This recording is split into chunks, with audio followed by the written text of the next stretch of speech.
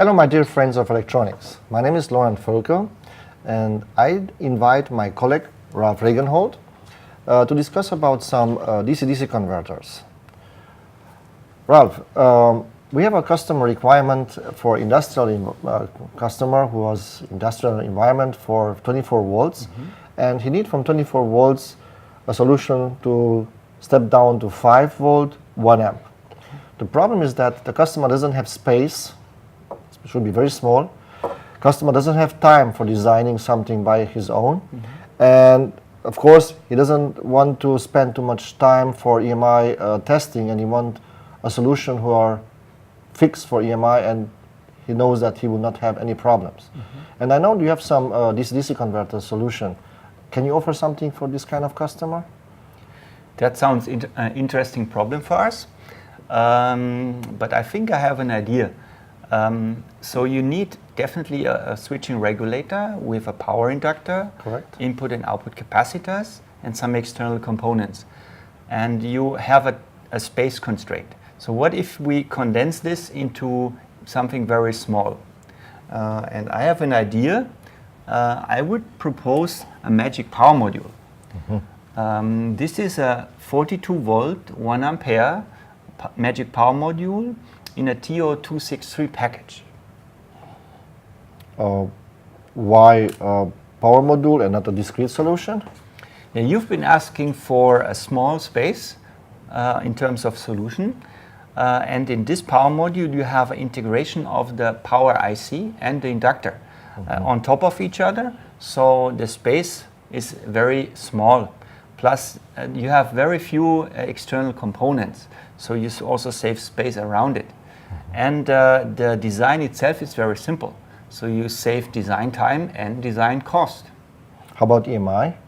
And the EMI, due to the fact that it's very compact, is reduced to a minimum. So you definitely fulfill the norms EN 5022. All right. So in this case, I talk about industrial environment. So we say 24 volts, but you know, we have some drop even less than 24, so it could be also less than maybe 18 or maximum 32. Is that efficient? Is that working on that condition as well? Yeah, that's a very important aspect to think about. So let me show you something here. So we are looking at an industrial rail of 24 volts. And this rail is having a tolerance of around 18 to 32. Correct. That's called the nominal voltage range. In this range we need a power module which has definitely operating. In some cases this voltage might have a drop, so it can be below 18 volts. So I choose a solution in this case which even works down to 6 volts. Above the 32 we have transients. In an industrial environment you have motors, you have machines which turn on and turn off, and they can disturb the supply lines. And these transients will be seen by the power module at its input and needs to withstand it. So I have chosen a power module which can even work at the input up to 42 volts. So from 6 to 42, that's the complete operating input voltage range of my proposal here. It's nice. On top of that, you need a component which have a little bit headroom, so the ups max ratings, which gives even 1 volt more on top of it. It will work in that range, but the electrical parameters are not specified there. Above 42 volts, that's the forbidden range. 43. 43 is forbidden range. It's beyond the absolute maximum which is specified in the datasheet, and the device might be permanently damaged. So it means between 6 volt and 42 volts the power module will operate without any trouble. Correct. Of course, always buck conversion, so Yes. you have to take care that you have always a step down. Your input voltage always needs to be higher than the output. And it withstands 43 but not above that. Correct. It's really, really nice. How many steps? How many steps I need to fulfill to operate this module? Yeah, let me show you as well. So here you see our power module with 7 pins, and below it the schematic of the power module and some numbers, and these represent the design steps. So let's start with design step number 1. You set the output voltage. In our case it was 5 volts. You set it with a single resistor. It's the R feedback. The R feedback top is already given. The feedback bottom is then calculated. The next easy step is set the operating frequency. Sometimes you want to keep that frequency flexible. You want to have a very fast responding module, or you want to have a very efficient module, so you can play with the frequency. And that is adjusted by the R on resistor. Of course, every buck regulator has an input capacitor. You need to select it. It depends on your input voltage and currents, and this is specified in the datasheet, very easy. Second, you select the output capacitor. It stores the output energy. And this one can be selected by output voltage ripple or by the requirements on a transient response. More details you also find in our datasheet. The 5th step and last step is select a soft start capacitor. With this, you can choose how quick the output voltage raises during startup. And then we have one optional step. Let's say your input voltage is slowly rising, your 24 volt industrial rail, and your power module is starting at quite low voltages already. You saw at 6 volts we're already full operating, and at that point it might draw a lot of current from the input. And sometimes your sources are weak. You would like to avoid that. So with the undervoltage lockout divider, you can set the threshold to start the module later. So you can start it, for example, at 12 volt or 15 volt, and at that case the input current is much lower. So it's quite very easy, just few resistors, few capacitors, actually 5 plus 1 step, which is optional. But if I want to operate right now this module, do I have a possibility to test it very easy without to having problem to solder all this on a PCB something? Yeah, we have thought about this, and we have a solution for our customers to make it very easy to test the device. And we have developed an evaluation board.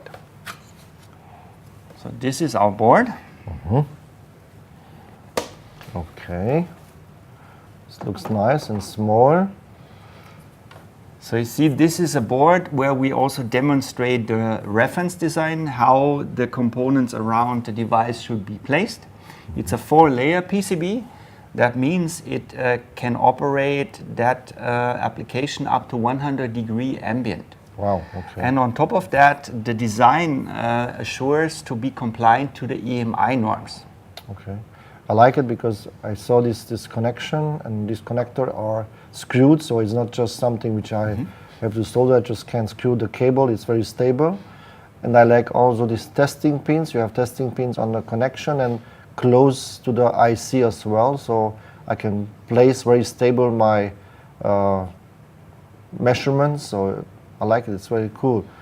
But I realized you have on input a quite big fat capacitor. What is the proposal? Why I should need this capacitor?